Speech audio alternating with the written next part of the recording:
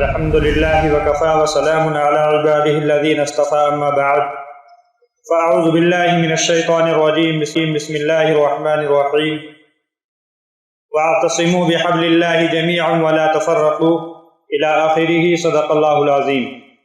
عزیزان گرامی اور دور دراز سے آئے ہوئے مہمانان کرام، علماء کرام اور ہم سب کے ذمہ دار اور جو یہ تحریک اس کے سرپرست ہمارے استاد محترم ساتھی حضرت مولانا مفتی محمد صابر صاحب، دعا کرے کہ اللہ تبارک و تعالی ان کا سایہ ہمارے سروں کے اوپر تا دیر اور دور تک قائم اور دائم رکھے۔ اللہ تبارک و تعالی صحت کے ساتھ ان کو تندرستی اور عافیت کے ساتھ اس تنظیم کو اور جو دین کے کام جو ان سے وابستہ ہیں ان تمام کو بخوبی انجام دیتے رہیں۔ ہم سب کی ذمہ داری بھی ہے۔ تو عزیزان گرامی، مولانا نے اور مفتی صاحب مختصر انداز میں ساری باتیں بیان کر رہے ہیں۔ مجھے بھی حکم دیا گیا ہے، بات اصل یہ ہے کہ اگر ہم اپنے آپ کو صحیح کر لیں گے تو عوام خود بخود صحیح ہو جائے گی۔ آج بگاڑ اگر آ رہا ہے تو وہ ہمارے اندر ہے، کیونکہ ہم رہبر ہیں، ہم ڈرائیور ہیں، اور جب ڈرائیور گاڑی کو اچھی انداز سے نہیں چلا سکتا ہے تو جو سواری بیٹھی رہتی ہے اس کو کھٹکا رہتا ہے کہ نہ جانے کہاں جا کر کے ایکسیڈنٹ کرا دے اور چوٹ کا حادثہ یا ہم شکار کہیں ہو جائیں کہ ٹانگ پاؤں ٹوٹ جائے۔ تو اس سے سب سے بہتر ہے کہ ڈرائیور اچھا مضبوط ہوگا تو آسانی کے ساتھ بے فکری کے ساتھ ہم بیٹھے رہیں گے۔ تو عزیزان گرامی، مسجد کا یہ کارواں اور یہ نظام جو چل رہا ہے اس کے اندر جو تبدیلیاں آ رہی ہیں اور آج کل امام کو بالکل حقارت کی نگاہ سے دیکھا جاتا ہے، تو ہم عوام کو تو دوست دیتے ہیں، ان کی تو غلطیاں اور خامیاں ہم اپنے سامنے رکھ کر کے ذہنوں میں رکھ لیتے ہیں، لیکن اس سے کہیں زیادہ کمیاں ہمارے اندر ہیں۔ وجہ کیا ہے کہ جو ہمارے اکابرین کا طرز اور اللہ کے نبی صلی اللہ علیہ وسلم کا طور طریق گفتگو کرنے کا انداز کیا تھا، وہ آج ہمارے گفتگو اس انداز سے نہیں ہو پاتی ہے۔ حالانکہ ایک عالم ہو اور وہ جاہل پر فوقیت حاصل نہ کرے، یہ تو بہت توہین کی بات ہے۔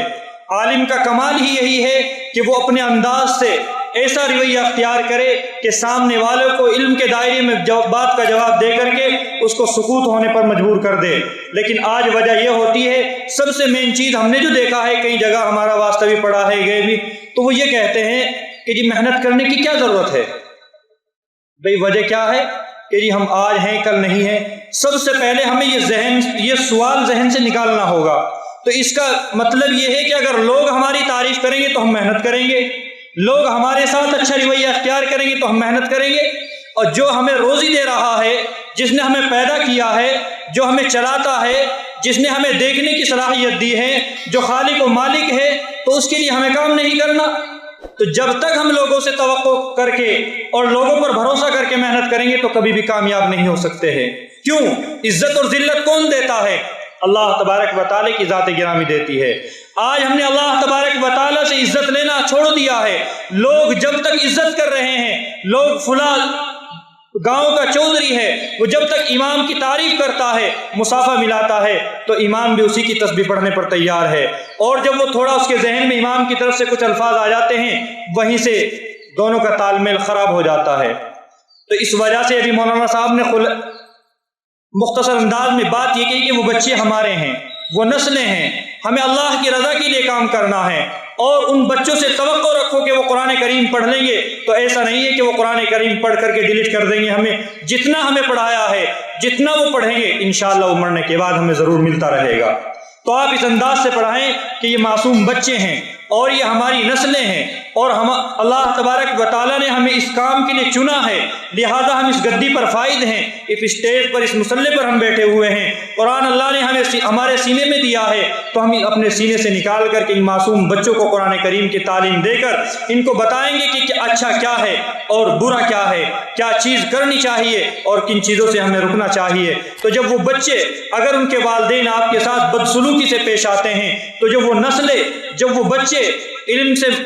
مالا مال ہو جائیں گے، تو کل اگر ہم نہ ہوئے دوسرے امام آئیں گے تو کم سے کم علم کے دائرے میں ان کے ساتھ بات چیت تو کر سکیں گے۔ لیکن اگر ہم نے جیسے ان کے والدین اور اسی کو ذہن میں رکھ کر پڑھا کر کے کیا فائدہ ہے، تو وہ اسی طریقے سے جہالت کی کوٹھڑی میں زندگی بسر کریں گے۔ پھر وہ دیکھیں گے کہ ہمارے ماں باپ امام کے ساتھ اس طریقے سے بدسلوکی کرتے تھے، وہ بھی اسی طریقے سے پیش آئیں گے۔